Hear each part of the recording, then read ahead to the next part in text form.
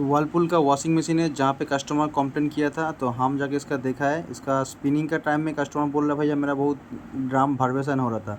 तो हम जाके चेक किया इसका वाइब्रेशन, मतलब जो ड्राम के अंदर जो कपड़ा होता है हम उसको देख के चेक किया है, वॉशिंग किया है, फिर उसको स्पिनिंग किया है। तो करके आप लोग भी देख सकते हैं, नॉर्मल जो वाइब्रेशन होता है वही हो रहा है, ऐसा कुछ आगे कुछ प्रॉब्लम है नहीं।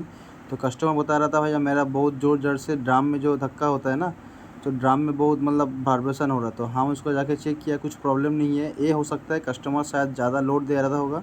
ज़्यादा लोड देने की वजह से क्या होता है, इसका ड्राम में एक साइड अगर कपड़ा हो जाएगा इस टाइम में ये प्रॉब्लम आ सकता है। ऐसे इसमें कुछ प्रॉब्लम नहीं था, हम पूरा चेक किया है, कुछ प्रॉब्लम नहीं मिला हमको। बाकी आगे में कुछ